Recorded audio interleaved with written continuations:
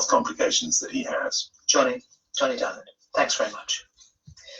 People of Myanmar are back out on the streets again today, despite the killing of 18 protesters yesterday by police, the deadliest day yet. Hacene is with the BBC Burmese service, is in Yangon in Myanmar, and I asked him whether the most recent deaths are scaring people or spurring them on. There's two different opinions. Some says we have to be smart and then avoid confrontation, and then others also, some especially young generation, they haven't actually had such kind of experience in their life.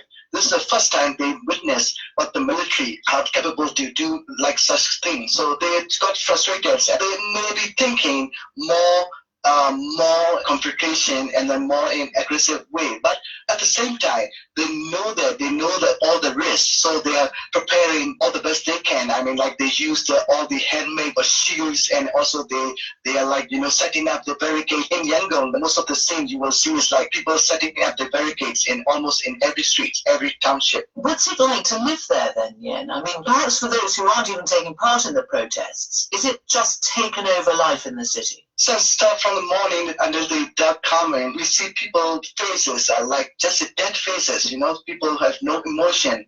You cannot see so much smiling faces. Burmese people are well known for their smiling faces, but we don't see much smiling faces on the streets nowadays. And everywhere, every city, they try to protect themselves. At the same time, they try to protest against the military coup as well. When the police come and then security forces come and then their vehicles roll in, and then so people just run away. But it's just for a few minutes, and then when they are gone, and then they just aim and protest. So it's like a more like cat and mouse games. Also, from the security forces, I'm not sure about what the actual order came from the highest level or not. But what we see in the ground is they don't have any tolerance, zero tolerance. Even these small protests, they see it, and then they just go and try to disperse them. As using any forces, it's available. We have seen tear gas already, and also we have seen rubber bullets. There's nothing much more we can expect to see. Yeah, we see every forces, you can imagine. But at the same time, people, as I said previously, they know the risk, but they have no other option. Hacene speaking to me this morning. A week ago, when the Prime Minister set out his roadmap out of lockdown, there was a surge in people booking foreign holidays this summer. But whilst there's optimism that international travel may soon take off again, there's little information about the measures likely to be put in place to allow it. And the arrival of the Brazil variant illustrates the challenge of ensuring safe travel. Zorab Honolikashvili is the Secretary General of the UN's World Tourism Organization. It's based in Madrid. I asked how he sees tourism opening up again. 2020 was the worst year in the history of tourism, and international arrivals fell back to levels last seen in 1990. So 120 million tourist jobs are directly at risk still. But we're talking now about the period when UK is going open, and this is very good signal for the rest of the community. And domestic tourism will return first. International tourism will need longer. We'll see what happens, but I'm really optimistic, and I really hope that 2021 will be much better than 2020. What needs to happen to make that so?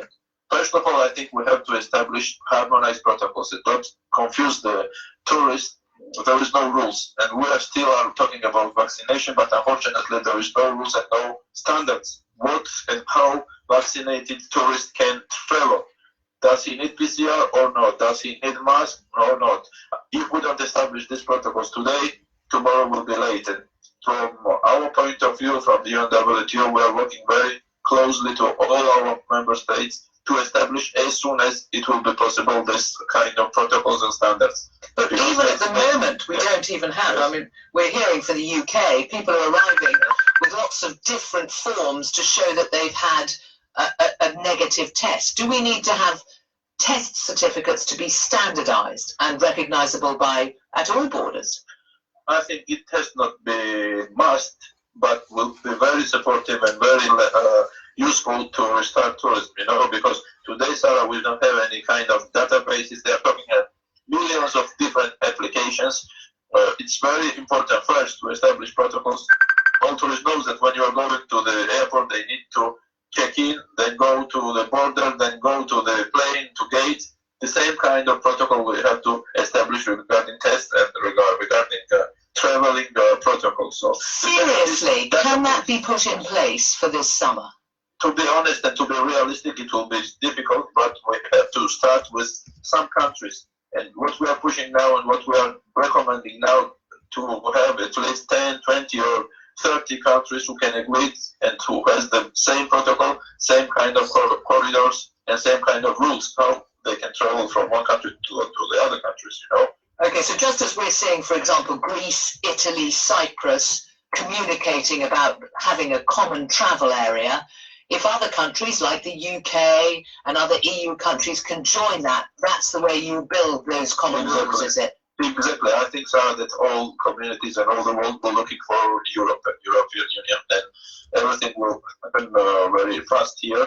And I'm sure that it will be a good example to use these standards and harmonized protocols to the other regions and other countries. Have you booked somewhere to go away for holiday? Starting from July, I travel a lot. Just 1 week ago, I came from Dominican Republic. By the way, this is only country who does not ask PCR test. So I'm still traveling, and I'm going to travel. Is this travel for business, though, to the Dominican Republic? No, it was first private holiday for me during my first mandate during 3 years. So you deliberately picked a country that didn't need a test and made it easy? Exactly, and I saw the occupation rate in the hotels was more than 70%. People want to travel, you know, sir, and I think Dominican Republic is another nice showcase, a nice pilot country, how they manage it and how they are receiving tourists. You know, safety protocols are there. You feel more than safe in the hotels, in the airports, in the transport. But they don't need negative tests. It seems strange you're picking one that, you know, to highlight as a good example, one that doesn't have that tight restriction. They are electing and they're testing 1 in 10 or 20 arrival. You know, it's really interesting to see. They have quite good and strong infrastructure, so the people are traveling. That was the Secretary General of the UN's World Tourism Organization, Zora Palikashvili. Well, if you can't travel to the Dominican Republic, you might think about something closer to home, perhaps a music festival.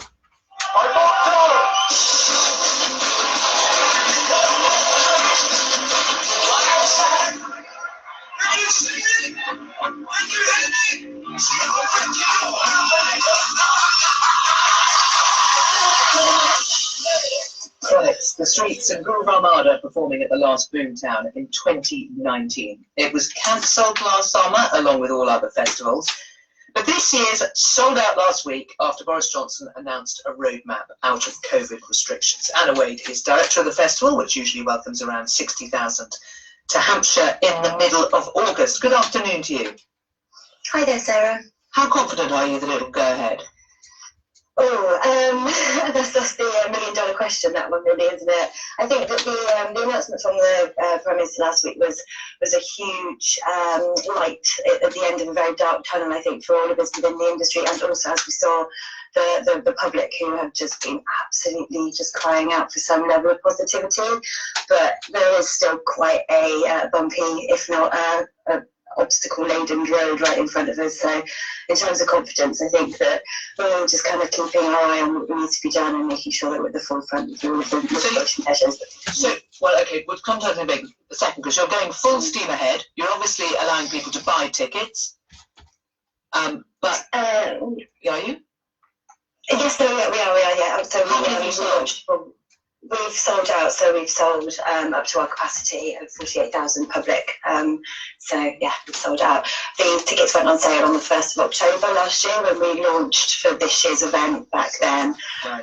So it's been long. And last week, Reading and Leeds said they were going ahead. I noticed Isle of Wight looks like it's going ahead, but it's scheduled for 17th to 20th of June, which is just coming up to the end of restrictions. Are you just expecting that at some point you may have to cancel and then you'd refund everybody? Is that the only way to do it? Well, I think we're just treating it really similar to what we had to do last year, which was, you've got a really unclear path in front of you, but you've just got to kind of keep working with everything you've got with you in the immediate future. So obviously the roadmap was incredibly welcomed. That's given us something to work with and work towards and keep an eye on and make sure that our own timelines are aligned with that. But obviously there's quite a lot of other things in place that we also still need for the whole entire industry to be able to open up with some kind of confidence in 2021. You are going to have some thousands of very eager people coming to Boomtown, assuming it does all go ahead. How do you ensure that it is safe? Oh, well, I mean, when we're putting on any festival, there's a huge amount of safety that goes into play in terms of the planning. So we'll work with our usual safety advisor group, which is all the local authorities and the medical and welfare and fire, rescue, police, everybody like that, to make sure that we've got all of the plans as robust in place as possible. You don't normally have to cater for a disease that depends on close. No, I'm just wondering, do mosh pits go ahead? Oh, well, this is all the work that's going on at the moment. So in terms of the government announcing the event research programme as well. So there's that side of things, but there's also a working group within festivals, like a cross-industry festival working group that are also working with the Department for Digital Music and Culture, as well as Public Health England.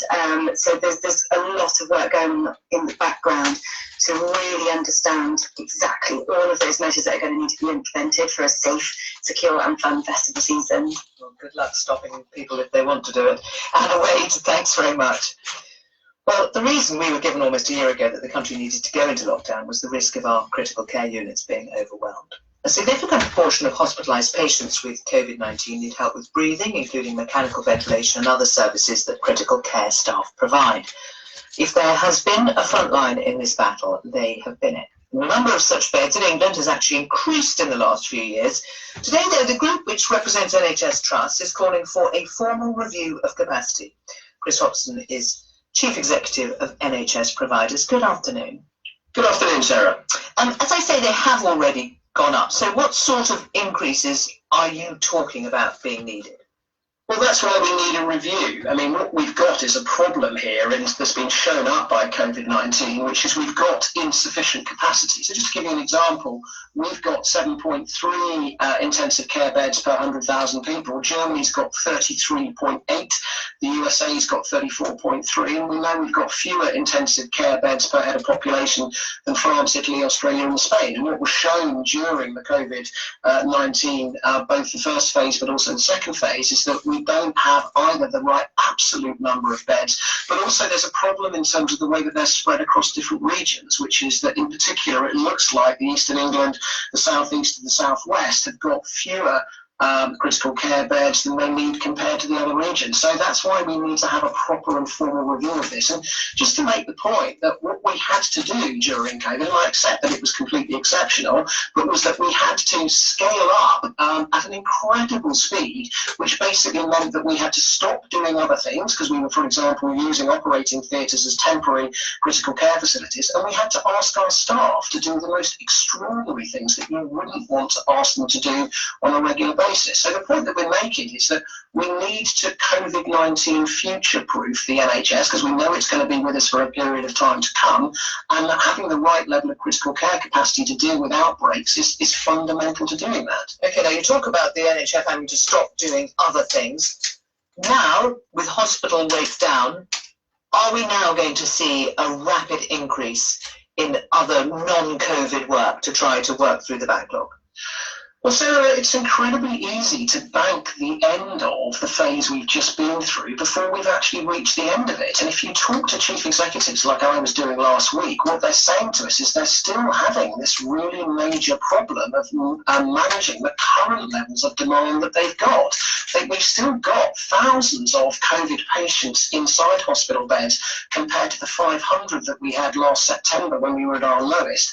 And certainly what they were saying to me last week is, given that we're talking talking about critical care is they were saying that it's all still a daily struggle to kind of manage critical care capacity because there is still huge pressure on it. So we still think there are a number of weeks to go before we get back to the levels where you can absolutely on a consistent basis think about providing the full range of services. Again, obviously, nobody wants to delay any operation. That's really important. But the other point to make is that we do need to give our staff a rest. They are absolutely exhausted. And we need to balance, on the one hand, the need to get through those backlogs as quickly as possible. But we can't do that unless we actually have staff who are actually present and aren't on sick leave because we've burned them out. Those staff, would you recommend, this applies for everybody really, given what we've been talking about, not least today, would you recommend that they go on a foreign holiday, that they go to a festival? What impact do you think that's going to make on levels here? Well, I think, as you know, Sarah, because you and I have spoken about it several times before, we've been cautious all the way through this pandemic, and we've said that in terms of people taking responsibility for their own what they do personally, it's really important that we all play our part in making sure that we control the spread of this virus. I mean, the vaccination campaign is absolutely brilliantly. Chris, we must leave it there. Thank you very much for joining us, Chris Hacene. A Palestinian musician is facing a court hearing after being accused of breaking rules around performing near a holy shrine in the West Bank. Sama Abdul Hadi is a techno DJ whose arrest by Palestinian police has been criticised by human rights groups. Our Middle East correspondent Tom Bateman reports. This was a techno party that sparked a storm. I've never been detained in my life. It was very confusing for me because I thought I did nothing wrong. Something happened that got it out of proportion. What happened with Sama is a fiasco. Well, there's a huge sandstorm at the moment. We're close to the ancient city of Jericho. This story starts with a techno party by a Palestinian DJ called Sama Abdul Hadi. Her crew were filming it as part of a promotional video, and it took place here. This place is called Nabi Musa. I had a permit for 3 different sites, but this was the most appropriate because it's a beautiful location with a beautiful desert around it, and I thought it should be showcased to the world. It's a tourist spot, it's a guest house, and it's also a holy site. There's a mosque inside where many Muslims believe the Prophet Moses is buried. We were 30 people filming a stream showcasing techno producers and DJs from all over Palestine and the Arab world, and showcasing touristic attractions. And then some guards came from the area. And they started yelling, and they had sticks and firecrackers. Then they started yelling, telling us to get out, to get out. The men said the event was desecrating a holy area. But the Palestinian Authority, which oversees the site, had agreed to the filming. The news that came out about it was completely different than what we were doing in that location. I had a permit from the Ministry of Tourism to film music in that location, and there were musical events that happened in that location before. The team packed up and left. But then Sama Abdul Hadi was arrested by the Palestinian police. And the case seemed to her to spin out of control. They put her in prison. So Sama was presented to the public opinion as a sacrifice in order to appease public opinion. She was jailed for 8 days. Palestinian human rights campaigner Amar al-Duwaik supported her. I believe had Sama organized a cultural dance, a Palestinian cultural dance, in the same location, that would not have provoked the same reaction. Tech music is associated with nightclubs, with very, wild parties. Public authorities, they decided to hide and not to take responsibility. Case drew on tensions between some younger liberal Palestinians and those with conservative views that still form a core part of society. Sheikh Noor al-Rajabi is a community leader who was at the site the next day. The ones who should be punished are those who gave her permission from the Ministry of Religious Affairs and the Tourism Ministry. That being said, we should not take responsibility off her shoulders. After all, she is a native of Palestine. She is a Muslim. The Fallas supporters describe it as a fiasco, saying people got the wrong end of the stick from the start due to false claims on social media. The case went up to the Palestinian PM, Mohammed Shtaya. He ordered an inquiry which blamed his own ministries for giving the permits, but also Sama Abdul Hadi and her team. She now faces a further court hearing. I'm hoping that the investigation and all this process will lead to fair conclusion. Techno is not another worshipping thing, it's a universal music that is heard all over the world. Tom Bateman reporting. A quick headline before we go. The Duke of Edinburgh has been transferred to a different hospital to be treated for an infection and tested for an existing heart condition. PM is at 5. I'm Sarah Montague. That's the world at 1:45. Studio director was Joe Wallace and the editor Jonathan Harvey. With a new series now on Radio 4, well, this week, Dr. Erica McAllister, the senior curator of fleas and flies at the Natural History Museum in London, who knew, traces some surprising outcomes from centuries of entomological research. Metamorphosis, how insects transformed our world. So, I'm holding here, as one does, holding a chicken's head. It's in a jar, a perfectly preserved jar, and it was collected in Sri Lanka in 1907. And the eye is still there looking at you, but surrounding it in the eyelids are hundreds of tiny little fleas. Over 80% of described animals on our planet are insects, and yet their appearances can seem as alien or as strange as many a mythic beast. But some of us who study these wondrous species, both now and in the past, have discovered a treasure trove of remarkable insights. Insights that have increased our knowledge across many scientific disciplines. I'm Erica McAllister, and in this series I'm taking a peek into some of these entomological pioneers and examining how their groundbreaking observations and experiments have led to some truly novel developments. There's very few of us who haven't come across fleas in our life, thanks to our love of fluffy household companions. These insects don't fly to escape though, they jump, and they have an amazing jump. As a child, I would catch them and I'd flounder around trying to re-catch them as they jumped out of my grasp. How do they do it though? Well, much of our insight begins with the late Dame Miriam Rothschild and what turned out to be her lifelong fascination with these acrobatic insects. They're rather sweet, aren't they? Doesn't everyone who has a great love of fleas, but I have.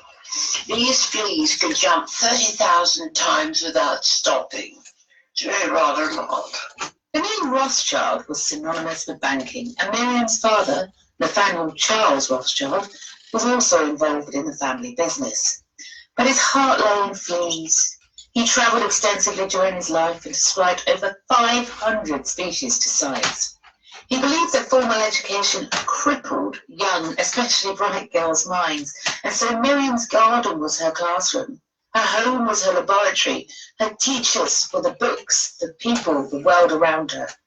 She was to gain no formal training, but amassed 8 honorary doctorates, and as entomologist Richard Lane remembers, she was to become a leading authority on all things flea. I suppose her first real claim to fame was that she started working on the collection you've just been talking about, Charles Rothschild's collection, and she wrote several volumes of a thing called a catalogue of fleas. Now, you might think this is some really boring list of all the names of fleas, but actually, when you open these huge tomes and look inside, there's a massive amount of biology and observations about these fleas, not just what their names are and describing them. I have described them as insects which fly with their legs. Wings are no good to you if you live in fur. They just get in the way. So as a parasite, they've lost their wings, but they've replaced it by this stupendous jump. Miriam would come waltzing into the museum, and I do mean waltzing as opposed to walking, with her moon boots on and these great flowing gowns. And she was really an indomitable figure. She didn't have much time for bureaucracy and hierarchy of life. She just wanted to talk to people who were interested in doing science. We're just walking into the flea collection. And what is amazing about the flea collection and why I feel very special getting to curate it is it's in the original cabinets. So the Rothschild request was that we keep them forever in these cabinets. And these are in absolutely beautiful wood. And they are so lovely inside. They're lined with velvet and softly cushions that the slides will sit on for eternity. Okay, and above that, we've got tiny little cabinets, and I love this because it's so Miriam. So some of the cabinets are labelled Ovate, Larvae, Pupa. She's obviously made some serious detailed dissections and showed the life cycle of various ones. But then there's one that's called Odds and Ends, because who doesn't have that? And there's another one called Monstrosities, and it's where she's got slightly larger or weirder than average fleas on a slide, and it never fails to cheer me up. Well, of course, the jump was a sort of scientific sideline that I was interested in, because one realised this jump of the flea was so extraordinary. I mean, they took off and disappeared. Most flea legs average just 3 millimetres, and so without much length, they really don't have much time to generate energy to push off the ground. So how do these tiny insects therefore achieve such amazing jumps? Miriam carried out many intricate dissections of the flea's anatomy and produced some beautifully detailed images of their tissues and joints. The flea's jumping, she claimed, was not just down to their muscles. Here's Greg Sutton of Lincoln University, a specialist in the biomechanics of insects. What fleas do is they use a little trick where they store energy in a spring in their thorax first. So they lock their legs in place, they store energy in this spring in their thorax, and then they release the spring, and their spring recoil can recoil the energy and shoot their legs out much more quickly than the muscles could do it alone. This is mechanically identical to when we use a archery bow to fire an arrow. We have our muscles generate the energy slowly, and that energy is stored in the elastic energy of the bow, and then we release the bow, and the bow returns the energy to the arrow much more quickly than we could have generated. The acceleration actually turned out to be 140 G. And that was 20 times the acceleration of a moon rocket re-entering the Earth's atmosphere. These acceleration forces are phenomenal, and the key to the spring's success in propelling fleas a distance of nearly 40 times its length comes in the form of an elastic protein known as resilin. It was first discovered in the wing hinges of locusts by Danish zoologist Torkel Weiss-Foe, and he was able to show that this protein undertook hundreds of millions of extensions and contractions without losing its form. It basically sprung back into shape every time. So the spring is put together like a sandwich. There's the protein resilin that the insect manipulates that's very stretchy, and then there's a saccharide called chitin, which is very, very tough. And the springs are made of a composite of chitin and resilin. And just to tell people how strong this chitin is, it is basically the external exoskeleton of most insects. You know when you try and squeeze a flea? It is really hard. They are really, really tough little creatures. And that interface allows them to load the springs and keep them loaded for long periods of time in preparation for a jump so they can jump at a moment's notice. And it's these unique properties of possibly the most elastic substance we know of in the natural world that's beginning to attract the attention far beyond the realm of entomologists. Hi, I'm Christy Kick. I'm a professor of material science and engineering and of biomedical engineering at the University of Delaware. And we've had a long-term interest over the last 15 years or so of trying to apply resilin in different biomedical applications. Inspired by resilin's resilience, the Kick Laboratory has been synthesizing this amazing rubber protein.